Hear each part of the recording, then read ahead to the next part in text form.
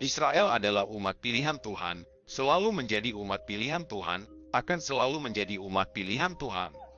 Dalam video terakhir saya berjalan melalui jalan-jalan yang dikelilingi tembok di Bethlehem dan bertemu dengan umat Kristen Palestina yang berjuang untuk tetap tinggal di tanah mereka.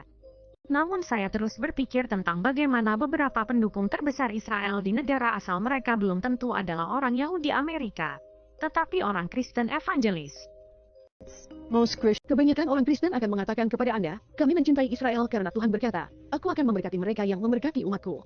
Jadi mengapa kaum evangelis Amerika mendukung negara yang secara langsung merugikan warga Palestina, termasuk rekan-rekan Kristennya? Kalian punya saudara dan saudariku, yang seharusnya menjadi pendukungku, sebenarnya mereka melakukan yang terbaik untuk mendukung mereka yang menindas kami. Itu membuatku marah.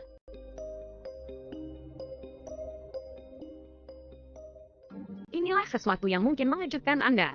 Umat Kristen evangelis kulit putih di AS. Dibandingkan dengan orang Yahudi Amerika, mereka lebih mungkin percaya bahwa Tuhan memberikan Israel kepada orang-orang Yahudi. Sekarang, tidak semua kaum Injili mempercayai hal ini, tetapi mereka yang percaya, Suara mereka seringkali paling keras dan berpengaruh. Fakta hak milik atas tanah Israel dicetak dalam Alkitab, yang memberikan orang-orang Yahudi hak milik yang jelas dan tidak tertutupi atas tanah itu selamanya. Itu milik mereka dan hanya milik mereka saja. Orang-orang yang menganut pandangan ini disebut Zionis Kristen. mereka percaya bahwa Alkitab memerintahkan mereka untuk mendukung dan membela negara Israel saat ini. Tidak peduli apa dampaknya bagi warga Palestina yang hidup di bawah pendudukan Israel. Mereka menunjuk pada satu ayat Alkitab khususnya, Kejadian 12 dikurangi 3, yang mereka yakini merujuk pada negara Israel modern. Kejadian 12 dikurangi 3, ini adalah bagian paling awal dari Alkitab. Anda tahu, saya akan memberkati dan saya akan mengutuk mereka yang mengutuk dia. Saya bertemu Sharon Sanders di Yerusalem. Dia seorang Kristen Amerika yang pindah ke sini dari Illinois pada tahun 1980 karena misi keagamaan yang mendalam untuk mendukung Israel. Dia dan suaminya mendirikan Badan Amal Christian Friends of Israel, yang bertujuan untuk membantu orang-orang mulai dari imigran Yahudi hingga tentara Israel. Sekadar kebaikan hati mengucapkan terima kasih karena telah melindungi kami, terima kasih telah menjaga tanah. Badan Amalnya adalah salah satu dari beberapa organisasi asing yang dipimpin Kristen yang berkembang di Israel dalam beberapa tahun terakhir. Diperkirakan setiap tahun kaum evangelis memberikan sekitar $200 juta kepada Israel. Worldwide, sumbangan komunitas Yahudi di seluruh dunia jauh melampaui jumlah tersebut. Namun sumbangan umat Kristiani terus meningkat dan tidak menunjukkan tanda-tanda melambat. Dan beberapa organisasi secara khusus menggalang dana untuk permukiman Israel di tepi barat yang diduduki, yang merupakan tindakan ilegal menurut hukum internasional. Kita berbicara tentang jutaan dolar dan dukungan politik yang digunakan untuk melanjutkan penindasan saya. Itu adalah Mundar Ishak, seorang pendeta Kristen Palestina yang tinggal di Bethlehem, kota tempat Yesus diyakini dilahirkan, yang kini dikelilingi tembok besar. Ini adalah salah satu bagian paling mengesankan dari pendudukan militer Israel di Bethlehem dan wilayah Palestina lainnya. Sebuah pendudukan yang kini telah berusia lebih dari 50 tahun, yang berarti beberapa generasi warga Palestina tidak pernah merasakan kebebasan. Ketika Anda mendukung negara tertentu yang memiliki kebijakan rasis dan menerapkan negara apartheid, menurut saya itu tidak alkitabiah, bukan? Itu tidak berarti mengasihi sesamamu seperti dirimu sendiri. Anda tahu, kita membaca Alkitab yang sama, tapi kemudian mereka menggunakan Alkitab sebagai senjata, menurut saya. Anda tahu, kita orang Kristen menyebut Alkitab sebagai Injil kabar baik. Jadi mereka mengubah kabar baik menjadi mimpi buruk kita. Mengapa pembacaan Alkitab mereka sangat berbeda? Kaum Injili membaca Alkitab dengan cara yang sangat literal dan sederhana. Mereka percaya bahwa Anda harus memberkati Israel agar Tuhan memberkati Anda. Jadi Israel seperti menjadi tolok ukur apakah Anda menerima berkat dari Tuhan. Anda tahu, hal ini membuat saya bertanya-tanya Tuhan macam apa yang mereka temui di dalam Alkitab. Tuhan yang saya temui di dalam Alkitab adalah Tuhan yang penuh kasih, Tuhan yang damai. Mereka melihat di dalamnya gambar Tuhan yang merupakan Tuhan suku yang lebih mengutamakan satu bangsa dibandingkan bangsa lain berdasarkan janji yang sudah berumur ribuan tahun. Namun bagi Zionis Kristen seperti Sharon, janji itu hanyalah sebuah ramalan. Banyak yang percaya bahwa berdirinya Israel pada tahun 1948 yang menyebabkan mayoritas warga Palestina yang tinggal di sana mengungsi, adalah bagian dari rencana Tuhan. Kita melihat di seluruh firman Tuhan bahwa orang-orang Yahudi pada titik tertentu dalam sejarah akan mulai menemukan jalan pulang. Dan kita tahu hal itu terjadi pada bulan Mei tahun 1948 ketika negara menjadi sebuah bangsa yang nyata. Dan sejak saat itu, orang-orang Yahudi mulai pulang ke rumah mereka. Ini adalah keajaiban. Dan kita telah hidup dalam nubuatan Alkitab sejak saat itu. Apakah menurut Anda Yesus yang berkhotbah, "Kasihilah sesamamu," akan baik-baik saja melihat tembok yang memisahkan orang-orang seperti itu dan memisahkan orang-orang dari tanah mereka?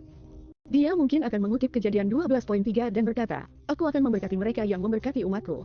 Ketika Anda berbicara, saya merasa ada banyak dukungan terhadap orang-orang Yahudi yang memiliki Israel. Namun bukankah hal itu bertentangan dengan prinsip kesetaraan yang diajarkan agama Kristen? Kalau begitu saya pikir kita harus kembali kepada Tuhan dan bertanya kepadanya mengapa dia memilih orang-orang Yahudi. Dia memilih mereka untuk menjadi terang bagi bangsa-bangsa. Sesuai dengan firman-Nya, dia memilih mereka untuk membawa Mesias lewat. Menurut saya, kuncinya adalah mempelajari apa yang Tuhan katakan, bukan apa yang manusia katakan. Jelasnya, tidak semua orang Kristen Amerika membaca Alkitab seperti ini. Faktanya, dalam beberapa tahun terakhir, beberapa tokoh AS, Gereja-gereja telah menyatakan dukungannya terhadap hak-hak Palestina, bahkan mendukung gerakan boikot, divestasi, dan sanksi Palestina yang menargetkan Israel.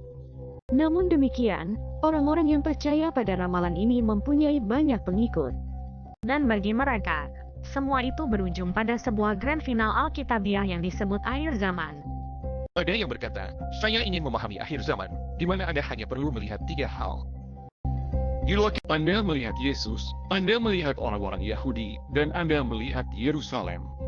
Banyak kaum evangelis percaya bahwa ketika orang-orang Yahudi sepenuhnya menguasai tanah tersebut, Yesus akan kembali ke bumi dan mengangkat orang-orang Kristen ke surga. Bagi orang-orang yang beriman, ini akan menjadi saat yang penuh kegembiraan, dan kemuliaan. Namun bagi mereka yang tidak mengenal Dia, itu akan menjadi hari penghakiman. Jika Anda seorang Kristen, Anda tidak akan berada di masa kesusahan besar. Anda akan aman di surga. Dan masa kesengsaraan ini, menurut sebagian orang, adalah perang yang penuh kekerasan dan berdarah bagi mereka yang masih tertinggal.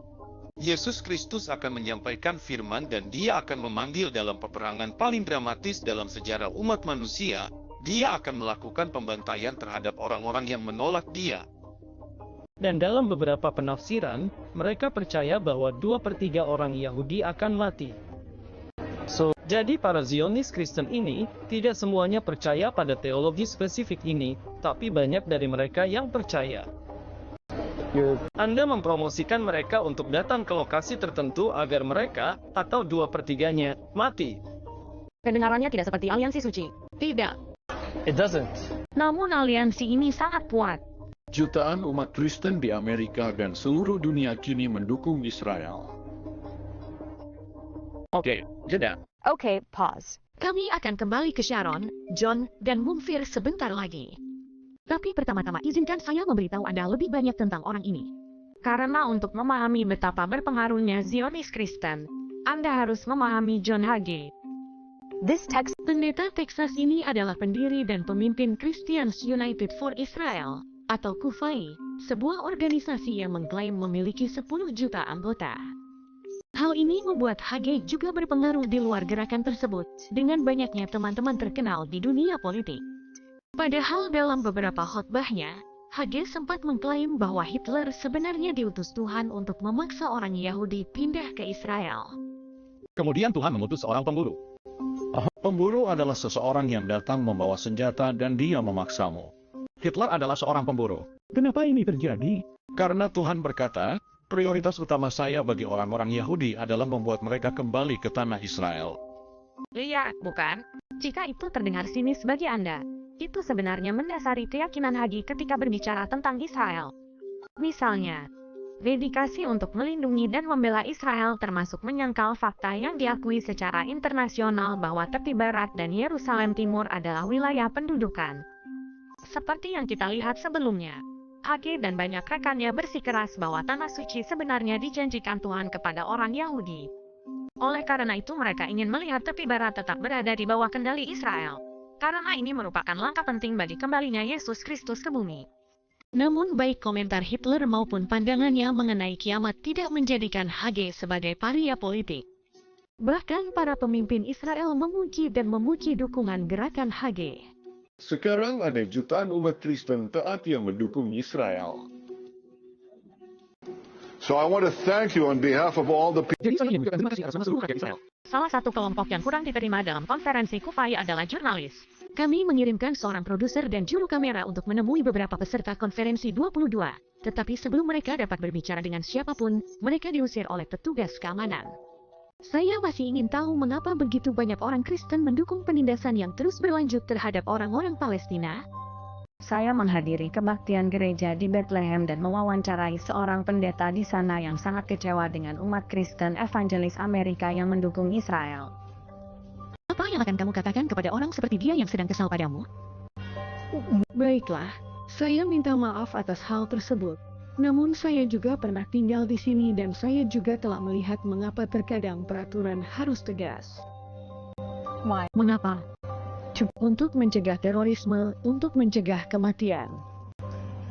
Anda tahu, jika Anda harus membangun tembok, jika Anda harus membangun pagar, jika Anda harus melakukan apapun untuk mempertahankan orang-orang yang ingin mencelakakan atau menyakiti Anda, maka Anda melakukannya untuk menyelamatkan nyawa. Pemikiran Sharon mencerminkan posisi pemerintah Israel. Namun kenyataannya, Mahkamah Internasional telah meminta Israel untuk merobohkan tembok tersebut karena tembok tersebut masuk terlalu jauh ke dalam wilayah Palestina dan merupakan perampasan tanah. Jadi menurut saya Zionisme Kristen secara umum adalah cara membaca Alkitab yang sangat kolonial dan juga merupakan pandangan yang sangat supremasi kulit putih terhadap Alkitab. Menjadi lebih mudah untuk menindas orang-orang jahat karena mereka pantas mendapatkannya, karena merekalah yang menyebabkannya. Kita bisa membangun tembok dan mengunci mereka di sisi lain karena merekalah musuh demokrasi dan kebebasan, padahal ironisnya yang kita minta hanyalah kebebasan kita.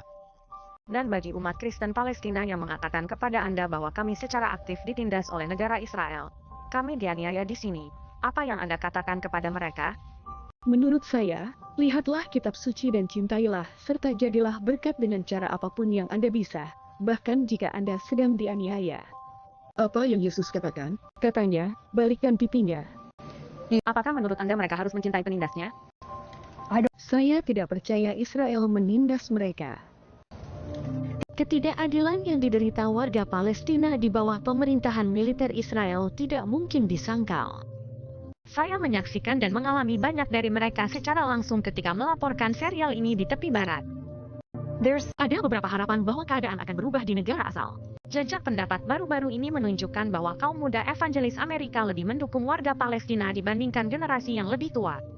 Namun selama aliansi kuat antara Zionis Kristen dan Israel bertahan, harapan akan keadilan di Tanah Suci masih sulit dicapai. Halo semuanya, terima kasih telah menonton. Beritahukan saya apa pendapat Anda tentang kasih umat Kristiani yang Injili terhadap Israel dan pastikan Anda menonton keseluruhan serial saya, yang difilmkan di tepi barat yang diduduki.